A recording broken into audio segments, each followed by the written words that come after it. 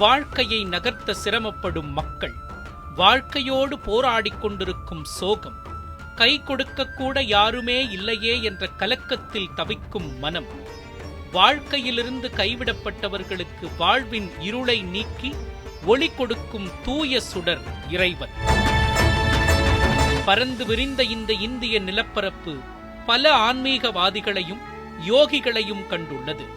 சாமானியர்கள் தங்களின் எண்ணங்களை கட்டுப்படுத்தி சிற்றின்பங்களை நீக்கி பேரின்பத்தை அடையும் மார்க்கங்களை இந்தியாவில் பல்வேறு யோகிகளும் ஞானிகளும் உருவாக்கிக் கொடுத்துள்ளனர். ஆன்மீகம் என்பது நமது எண்ணங்களை கட்டுப்படுத்துவதற்கான முறை. சமூகத்தில் நீடிக்கும் துயரங்களை நீக்கி பேரின்ப பெருவாழ்வை வாழ்வதற்கான வாசலை இந்த ஆன்மீக உலகம் கற்றுக் கொடுத்துள்ளது. அதாவது, தீய எண்ணங்களை மனதிலிருந்து அகற்றி நல்ல எண்ணங்களை இறைவனின் திருவருளை கொண்டு மேன்மைப்படுத்துவதாகும். பல்லாயிரம் ஆண்டுகளாக இப்புண்ணிய பூமியில் வாழ்ந்து அனுபவம் பெற்று வாழ்வின் ஒவ்வொரு நுணுக்கங்களையும் தீர ஆராய்ந்து இறைவனை உணர்ந்து அவனின் திருவருளை பெற்று ஆன்மீக வாழ்வில் கலந்த மனிதர்களின் வழிகாட்டுதலின்படி ஆன்மீக சிந்தனைகள், தகவல்கள் மற்றும் இறைவனை வழிபடும் முறைகள் பற்றிய மனித குலத்தை வழிநடத்தும் தூய மார்க்கத்தை நம் கண்முன்பாக காட்டுகிறார் காளிபுத்ரா மிஷன் நிறுவனர் பிரவீன் ராதாகிருஷ்ணன்.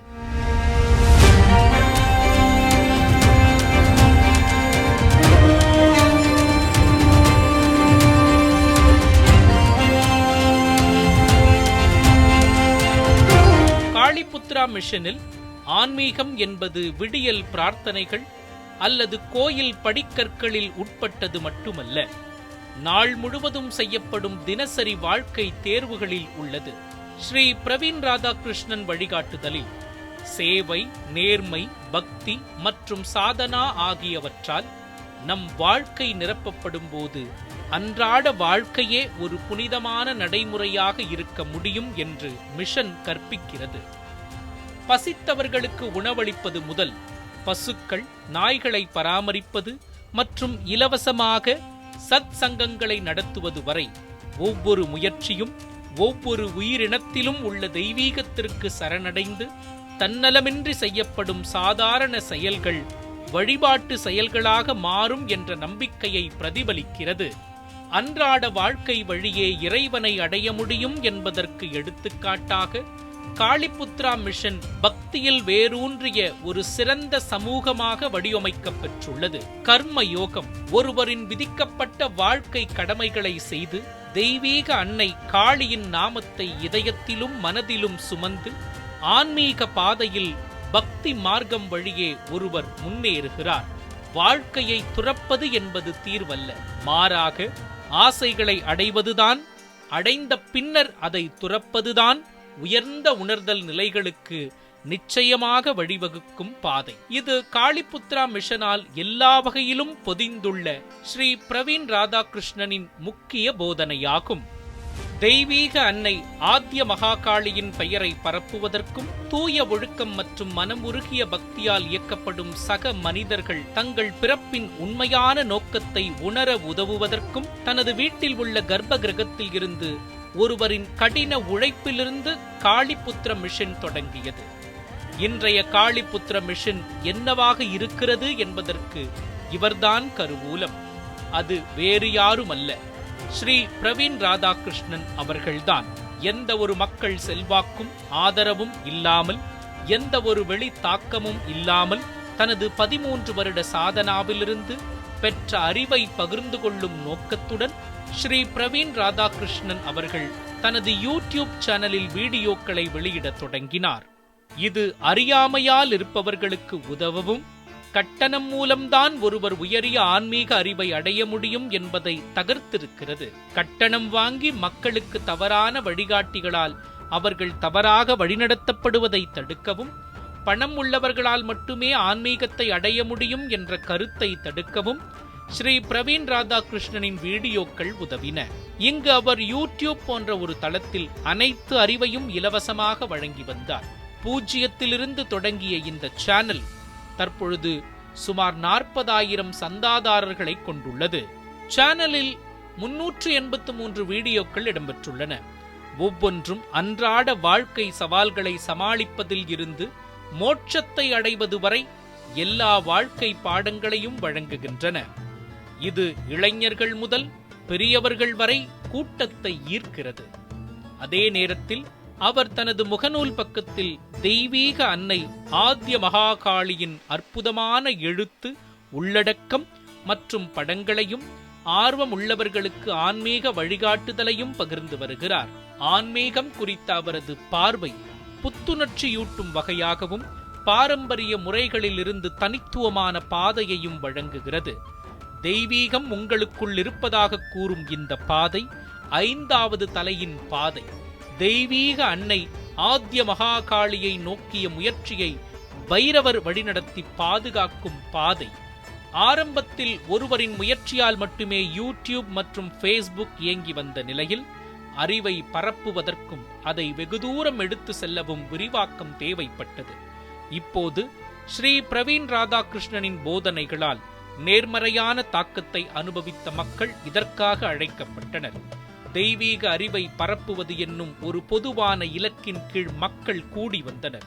எனவே புதிய தொடக்கங்களின் அடையாளமாக பிப்ரவரி 2, 2024 கிரியேட்டிவ் பெஞ்ச் உருவாக்கப்பட்டது. அங்கிருந்து குருஜி பிரவீன் ராதாகிருஷ்ணனின் சிஷ்யர்கள் இன்ஸ்டாகிராம் போன்ற வழக்கத்திற்கு மாறான தளத்தில் ஆன்மீக அறிவை பரப்பத் தொடங்கினர். அங்கு மக்களின் கவனம் பொழுதுபோக்குக்கு அடிபணிந்திருந்தது.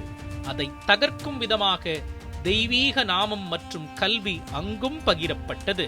100க்கும் மேற்பட்ட சிஷ்ய இன்ஸ்டா கணக்குகளுடன் அழகாக இம்முயற்சி வெற்றி பெற்றது. அனைத்து கணக்குகளின் கூட்டு பின் தொடர்பவர்களின் எண்ணிக்கை 1 மில்லியனை எட்டியது. ஒவ்வொரு பதிவிற்கும் கோடிக்கணக்கான பார்வைகளை எட்டியது.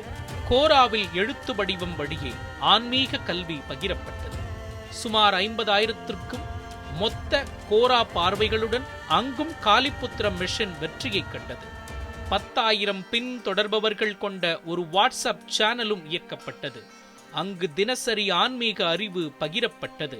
இந்திய ஞான மரபில் பல வகையான வழிபாட்டு முறைகள் உள்ளன. முருகனை தரிசிக்க மயிலையும், விநாயகரை தரிசிக்க யானை முகனையும் வழிபடும் வழக்கம் இன்றைக்கும் நம்மிடையே இருக்கிறது. அந்த வகையில் சிவனின் ஆருத்ர அம்ச ரூபமான பைரவர் மூலம் மக்களுக்கு ஞான வெளியை காட்டி வருகிறார் பிரவீன் ராதாகிருஷ்ணன். அந்தகாசுரன் என்ற அசுரனை வதம் செய்வதற்காக சிவனின் நெற்றிக்கண்ணில் இருந்து அவதரித்தவர் பைரவர். இவர் பொதுவாக 4 திருக்கரங்களுடன் காணப்படுவார். சில இடங்களில் அரிதாக 14 மற்றும் 32 திருக்கரங்களுடன் காட்சி தருவார். இந்த பைரவர் வழிபாட்டு முறை மூலமாக ஏக வெளியுடன் ஒரு உரையாடலை நிகழ்த்தி அதன் மூலமாக ஞான வெளிச்சத்தை உலகத்திற்கு பரப்பி வருகிறார். சாமானியர்கள் ஆன்மீகத்தில் உயர்கல்வி பெறுவதிலிருந்து ஒதுக்கி வைக்கப்பட்டிருந்த காலத்தில் ஸ்ரீ பிரவீன் ராதாகிருஷ்ணன், உங்கள் வீட்டில் தெய்வீக அன்னை காளியை வணங்குங்கள், உங்களால் முடிந்ததை அவளுக்கு வழங்குங்கள், ஆனால் எப்போதும் அவளை பக்தியின் வாயிலாக உயர்வாக வைத்திருங்கள், அவள் வருவாள் என்பதை அவர் ஆன்மீகத்தை போதிப்பது மட்டுமல்லாமல் ஒரு திருமணமான மனிதராக ஒரு குடும்பத்துடன் தனது வாழ்க்கையில் அதை வாழ்ந்து காட்டினார். ஆனால் தெய்வீக தேடலுக்காக அவர் எந்த கடமையையும் விட்டுவிடவில்லை, எல்லாவற்றையும் நிறைவேற்றினார். அந்த வகையில் அவர் ஒவ்வொரு அமாவாசையிலும் சாதனா வழிகாட்டுதலுக்காக வாட்ஸ்அப் குழுக்களை திறந்தார். அங்கு உபதேசங்கள் இலவசமாக பகிரப்படுகின்றன.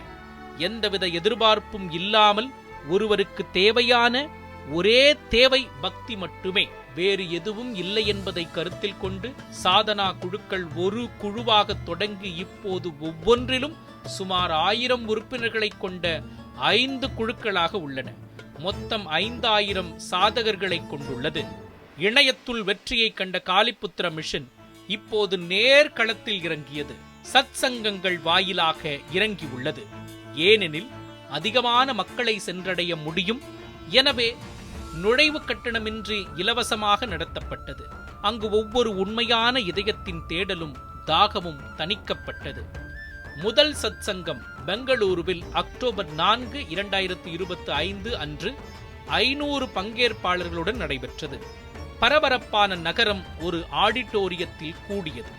அங்கு இளைஞர்கள் முதல் பெரியவர்கள் வரை அனைவரும் ஆரம்பத்திலிருந்து இறுதி வரை உற்சாகமாகவும் ஆர்வமாகவும் இருந்தனர். ஒரு ஆன்மா கூட காலியாக திரும்பவில்லை. ஒவ்வொருவரின் தாக்கமும் இறை தேடலின் முயற்சியும் அங்கு நிறைவேறியது.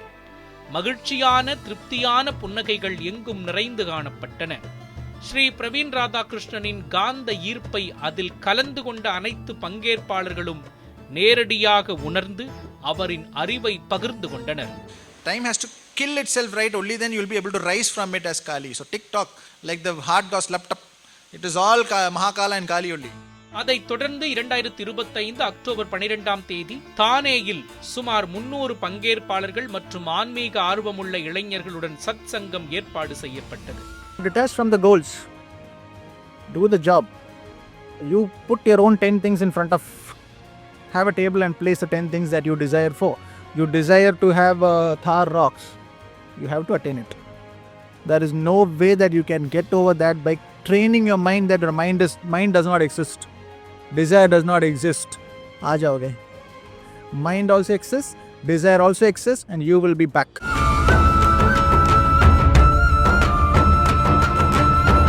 அதைத் தொடர்ந்து அக்டோபர் 19ஆம் தேதி ஹைதராபாத் சத் சங்கம் சுமார் 500 பங்கேற்பாளர்களுடன் நடைபெற்றது. घर घर काली, हर घर काली.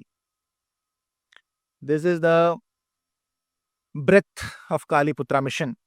The ability to worship Kali in her most ugra form without an Abhaya Mudra, without a Varada Mudra. We want to make it happen in all of your houses. No queues, no temple committee, no rituals. You are the ritual, you are the committee, you are the chief priest, you are the lady selling flowers outside. You are also the auto driver bringing all the people who want to come there and worship. You are the one posting in social media about the temple. Everything, sab kuch tu hi hai. So this is the core motto, attaching the Khepa mindset with Devi, who placed a time capsule in Bengal as Adhya Kali. We are clubbing both. So Ghar Ghar Kali, Har Ghar Kali, bring her home without any fear. Only condition is thoda pagal. ஒவ்வொரு சத் சங்கமும் அங்குள்ள ஒவ்வொரு மனிதனிலும் அமைதி மற்றும் மன நிறைவாக தென்பட தெய்வீக சக்தியால் அதிர்வுற்றது. பிக்ஷா தானம் அடிப்படையில் மிஷன் அதன் செயல்பாடுகளை தக்க வைத்துக் கொள்கிறது. அங்கு விருப்பமுள்ளவர்கள் மற்றும் நன்கொடை அளிக்கக்கூடியவர்கள் தன்னால் இயன்ற தொகையை அளிக்கலாம். இருப்பினும் மிஷனின் ஒவ்வொரு செயலும் அனைவருக்கும் இலவசமாக வழங்கப்படுகிறது. காளிபுத்ரா மிஷனின் மற்றொரு சிறப்பம்சமான செயல் அமாவாசை அன்னதானம். பாசமில்லாத பசியானவர்களின் வாழ்க்கையில் ஒருவேளை உணவு எவ்வளவு பெரிய மாற்றத்தை கொண்டு வரும் என்று யாரும் கணிக்க முடியாது. அன்னதானம் அப்படி ஒரு ஆசீர்வாதமான செயலாகும். ஒரு பகுதி உணவு மட்டும் தருவதல்ல அன்னதானம். அது நெஞ்சத்தை நம்பிக்கையால் நிரப்பி உயிர்களை ஒளியால் நிரப்பும் அற்புத சக்தியாகும். ஒருவரின் செயல் மற்றவரின் வாழ்வில் வெளிச்சமாக மாறும் தருணம் இதுதான். சமூகத்தில் ஒற்றுமை விதிக்கும் அன்னதானம் பகிர்வு மற்றும் கருணையின் மகிமையை வெளிப்படுத்துகிறது. இந்த சிறிய தானமே பிறரின் மனங்களில் மறக்க முடியாத மாற்றத்தை ஏற்படுத்தும் செயலாகிறது. நம்பிக்கையின் ஒரு வெளிச்சமாய் மாறி வாழ்க்கையில் புதிய அத்தியாயத்தை எழுதும் அன்னதானத்தின் உண்மை மகிமையை இந்தியா முழுவதும் மகாலய அமாவாசை நாளான செப்டம்பர் 21ஆம் தேதி ஒரு அரிய அர்ப்பணிப்பு நிகழ்வாக காளிபுத்ரா மிஷன் மூலம் கொண்டாடப்பட்டது. இந்த புனித நாள் பித்ருபக்ஷத்தின் துவக்கமாகும். மகத்தான நாளில் முன்னோர்களை நினைவு கூறும் இந்த தருணத்தில் பக்தி, கருணை மற்றும் சமூக சேவை இணைந்து ஒரு ஆன்மீக அனுபவத்தை உருவாக்கி உள்ளது. காளிபுத்ரா மிஷன் நிறுவனர் பிரவீன் ராதாகிருஷ்ணன் சாதாரண மனிதராக தோன்றினாலும் சமூக சேவை, பக்தி மற்றும் கர்ம யோகத்தின் பாதையில் மக்களை வழிநடத்தும் பணியில் மிகுந்த அர்ப்பணிப்புடன் செயல்படுகிறார். கர்ம யோகம் வாழ்க்கையின் ஓர் பகுதி. அதோடு பக்தி மார்க்கத்தை இணைத்தால் பரமசக்தியுடன் சேர்ந்து ஆன்மீக முன்னேற்றத்தை அடைய முடியும் என்பதே அவரது கூற்றாகும். அமாவாசையன்று உணவு தானம் செய்வது பித்ரு தோஷங்களை நீக்குவதிலும் முன்னோர்களின் ஆசிகளை பெற்றுக்கொள்வதிலும் உதவுகிறது. இவ்வாறு ஒவ்வொரு தட்டிலும் வழங்கப்படும் உணவு வெறும் மனிதர்களுக்கு அல்ல, அது ஆத்ய மகாகாளி அம்மாவின் அருளால் பரிமாறப்படுகிறது. காளிபுத்ரா மிஷன் இதையே மனிதர்களுக்குள் பரப்பி பக்தி மற்றும் கருணையை முன்னிறுத்தி வருகிறது. இந்த சேவையை கடந்த 2025ஆம் ஆண்டு செப்டம்பர் 21ஆம் தேதியன்று இந்தியா முழுவதும் சுமார் 12 இடங்களில் தொடங்கியது. தமிழ்நாட்டின் திருவண்ணாமலை, புதுக்கோட்டை, சென்னை, பெங்களூருவின் 2 இடங்கள், ஹைதராபாத், குருகிராம், மும்பை, கேரளா, கொல்கத்தா ஆகிய இடங்களில் தொடங்கி ஒவ்வொரு இடமும் சுமார் 500 முதல் 1000 பேர் வரை உணவளிக்கப்பட்டது. இந்தியா முழுவதும் ஒரே நாளில் 13,000த்திற்கும் மேற்பட்ட மக்களுக்கு உணவளிக்கப்பட்டது. இந்த முயற்சியை நோக்கிய மிஷனின் நோக்கமும் நம்பிக்கையும் தெய்வீக அன்னை காளி ஒவ்வொரு உயிரினத்திலும் வசிப்பதால் உணவளிக்கப்படும் ஒவ்வொரு வாயின் வழியாகவும் அவளுக்கு உணவளிப்பதாகும். இந்த சேவை செயலில் சிஷ்யர்களும் தன்னார்வலர்களும் ஒன்று கூடி பரந்த சமூகத்திற்கு பக்தி மற்றும் சேவையின் கூட்டு முயற்சியின் முக்கியத்துவத்தை பகிர்ந்தது. மேலும் 21/10/2025 அன்று டெல்லி, பெங்களூரு, புதுக்கோட்டை, மும்பை ஆகிய இடங்களில் நடந்த அடுத்த அமாவாசையிலும் அன்னதானம் தொடர்ந்தது. அங்கு மக்கள் உணவை ருசித்து மிஷனுக்கு ஆசிகளை பொழிந்து அதன் வளர்ச்சியை ஒவ்வொரு அமாவாசையிலும் தொடர வாழ்த்தினர்.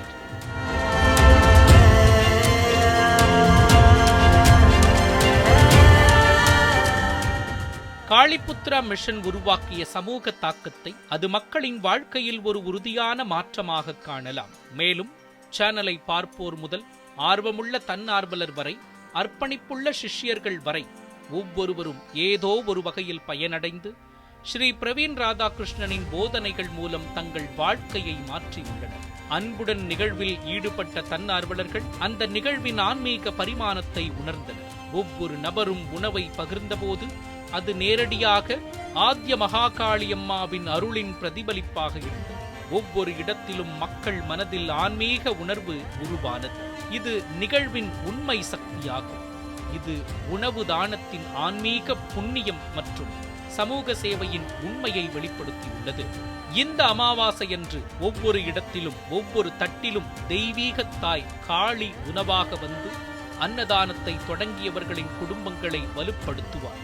GAU சேவா போன்ற சேவைகளும் அதே பார்வையை விரிவுபடுத்துகிறது என்று பிரவீன் ராதாகிருஷ்ணன் தெரிவித்துள்ளார். இதன் மூலம் காளிபுத்ரா மிஷனின் நோக்கமும் அர்த்தமும் வெளிப்பட்டுள்ளது.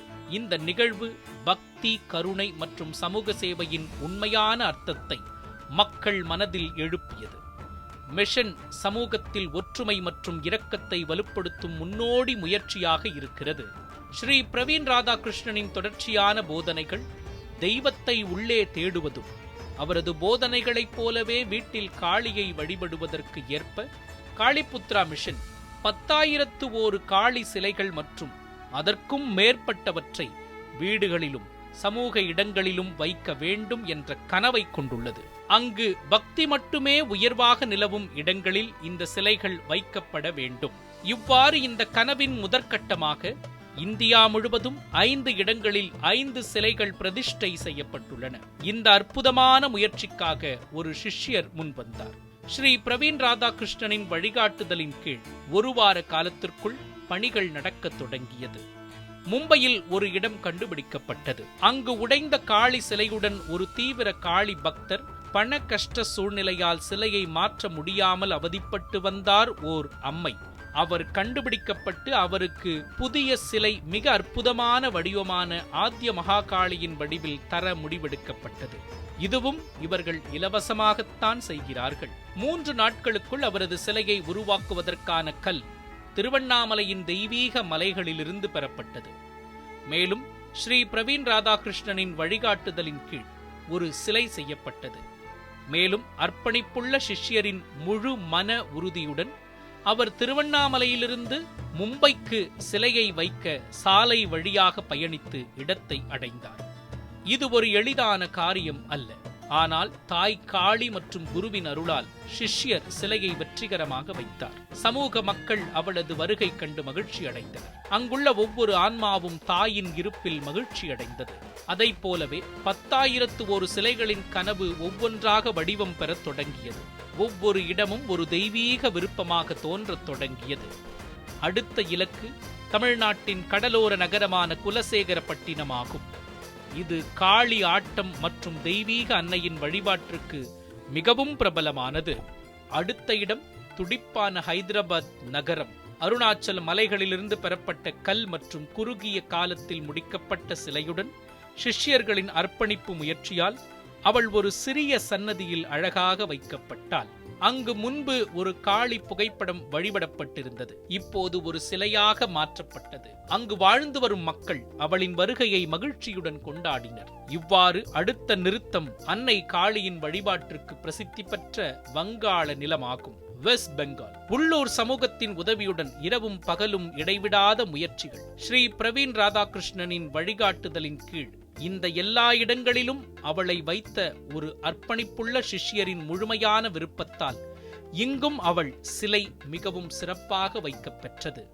இதன் மூலம் ஆத்ய மகாகாளி அம்மை சமூக கட்டுப்பாடுகளுக்கு அப்பால், சடங்குகளுக்கு அப்பால் வணங்கப்படுவார். யார் வேண்டுமானாலும் அவளை வணங்கலாம். ஒரே அளவுகோல் சம்பூர்ண பக்தி, சம்பூர்ண பக்தி மற்றும் சம்பூர்ண பக்தி மட்டுமே.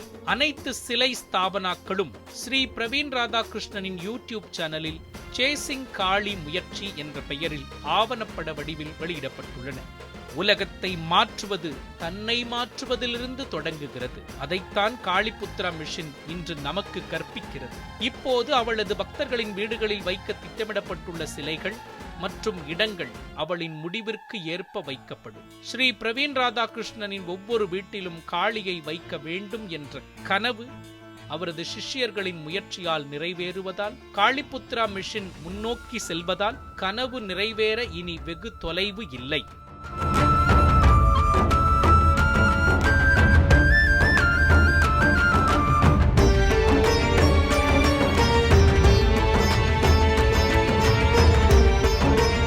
மைக் என்ற தனது வளர்ப்பு பிராணியின் மூலமாகத்தான் பிரவீன் ராதாகிருஷ்ணன் பைரவ வழிபாட்டில் தன்னை முழுமையாக ஈடுபடுத்திக் கொண்டார்.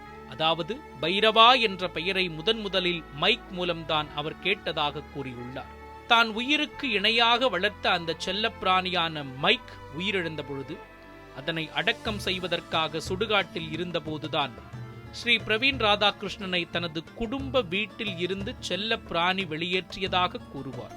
செல்ல பிராணி மைக்கின் பிரிவானது தன்னை ஒரு இரத்த களரி தனிமையில் வாழ வைத்ததாகவும் அவர் கூறினார்.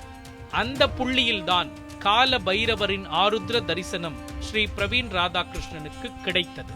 நம் வாழ்க்கையில் பல வகையில் பலருக்கு உதவிகளை செய்திருப்போம். அந்த வாழ்வியல் முறை நம்மை ஏதோ ஒரு வகையில் பலனாக நமக்கு திரும்ப கிடைக்கும். தொடர்ச்சியாக இந்த உதவும் குணமானது நம்மை சாதாரண வாழ்விலிருந்து இறை வாழ்வுக்கு அழைத்து செல்கிறது. இதனை நன்கு உணர்ந்த ஸ்ரீ பிரவீன் ராதாகிருஷ்ணன் எளிய விலங்குகளுக்கு உணவு அளித்தல் என்பது வெறும் விலங்குகளுக்கு உணவு அளிப்பது மட்டுமல்ல, அது தெய்வத்தின் உயிராகவும் சுவாசமாகவும் மாறுவதாக நம்புகின்றார். பிராண பிரதிஷ்டத்தின் மூலம் ஒரு கல் புனிதமாக மாறுவது போல இந்த உயிரினங்கள் உள்ளே தெய்வீக இருப்பை கொண்டுள்ளன என்பது ஸ்ரீ பிரவீன் ராதாகிருஷ்ணரின் தத்துவமாக இருக்கிறது. ஒரு விலங்கு தனது வயிற்றை நிரப்பும் போது ஏற்படும் அந்த விரைவான திருப்தி தருணம் தெய்வத்திற்கு நெய்வேத்தியம் சமர்ப்பிப்பதற்கு ஒப்பானது. உண்மையில் இது மிகவும் சக்தி வாய்ந்தது. இது மக்களை ஆசீர்வாதம் செய்வதற்கு இணையானது என்கிறார். மனித பிறவியின் அகங்காரத்தை இழந்து விடுங்கள். தெய்வம் உங்களுக்கு மேலே உள்ளது.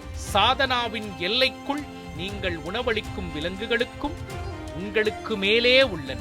நீங்கள் அவற்றுக்கு உணவளிக்கவில்லை, தெய்வத்தால் அவற்றுக்கு சேவை செய்ய உங்களுக்கு புனிதமான வாய்ப்பு வழங்கப்படுகிறது. இந்த உலக வாழ்க்கையின் சௌகரியங்கள் என்று கற்பித்தவற்றில் உள்ள விஷயங்களை பற்றி எந்திரத்தனமாக இருப்பதை நிறுத்துங்கள். முக்கிய விஷயத்தை புரிந்து கொள்ளுங்கள். அதுதான் நமக்கு ஆழமான வாழ்வின் அர்த்தங்களை கற்பிக்கிறது என்று கூறுகிறார். இந்து பாரம்பரியத்தில் ஒரு பசு முழு தேவலோகத்தையும் தன்னுள் சுமந்து செல்லும் பிராணி. ஒரு பசுவை வைத்திருப்பது ஒரு காலத்தில் மிகவும் புனிதமான விஷயமாக இருந்தது.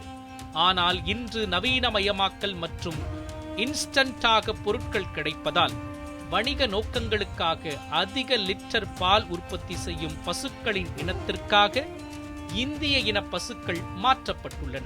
பண்டைய காலங்களில் இந்திய இன பசுக்கள் அதன் உரிமையாளரின் முகர்வை மணந்து பின்னர் குறிப்பிட்ட நிலப்பகுதிகளில் மூலிகைகளை மேய்ந்தன. இதனால் அது பாலாக மாறி உரிமையாளரின் நோயை குணமாக்கியது என்று ஸ்ரீ பிரவீன் ராதாகிருஷ்ணன் கூறுகிறார். இந்திய இன பசுக்களின் அன்பு மிகவும் உயர்ந்தது. அதன் உரிமையாளர்களை பசுக்கள் தன் சொந்த மகன்களாக கண்டது. எனவே அன்பாக கோமாதா என்று அழைக்கப்பட்டது.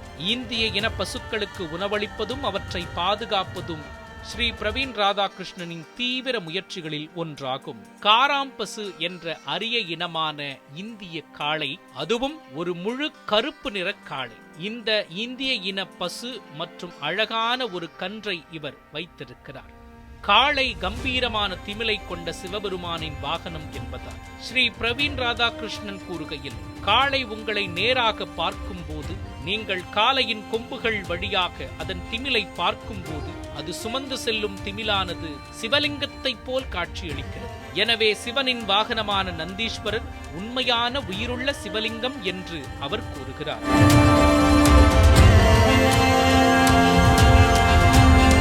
பால் பாக்கெட்டுகள் வீட்டு வாசலில் டெலிவரி செய்யப்படும் இந்த கலியுகத்தில் ஹோமத்தில் பால் மற்றும் நெய் காணிக்கை செலுத்துவது கூட இனி பொருந்தாது.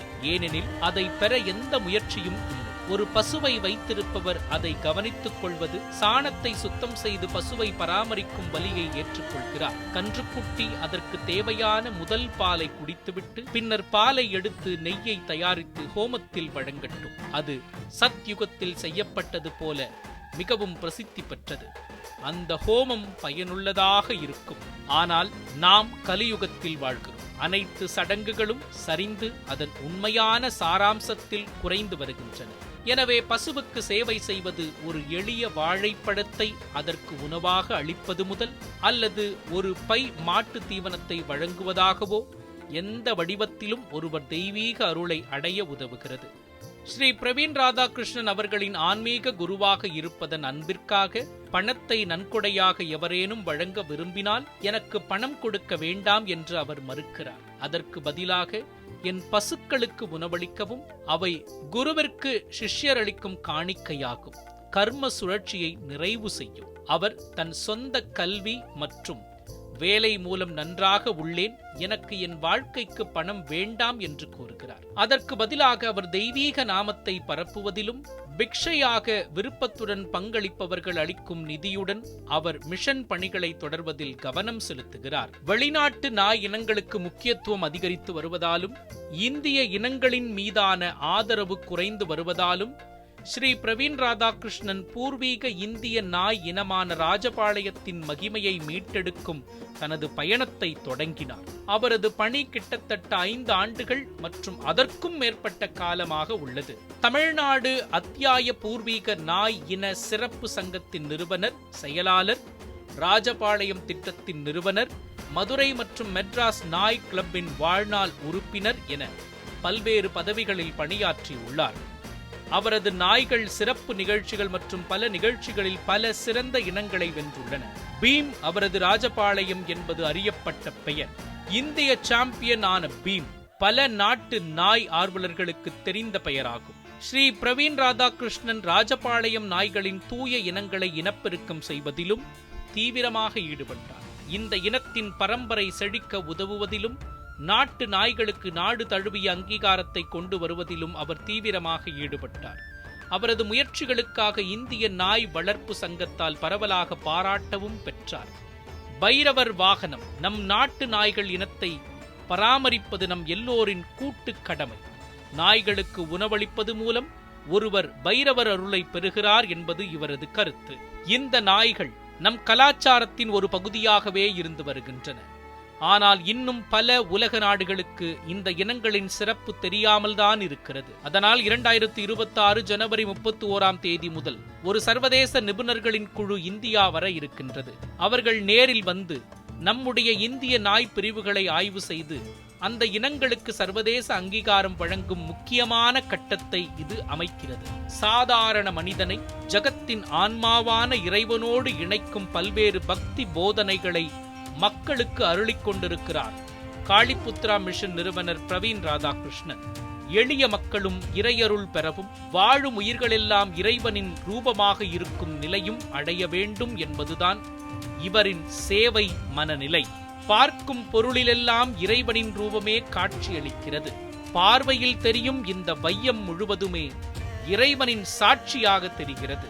எல்லாம் இறைவனாலே நடக்கிறது, எல்லாம் இறையாகவே நடக்கிறது. காளிபுத்ரா மிஷன் நிறுவனர் பிரவீன் ராதாகிருஷ்ணனின் வாழ்வும் சேவையும் இந்த உலகத்திற்கான நிறைவான பயணம். மக்கள் பாதையில் ஆன்மீகத்தை இணைத்து உலகத்தை எழிலுடையதாக மாற்றிக் காட்டும் சேவையை மக்கள் கொண்டாடுகிறார்கள்.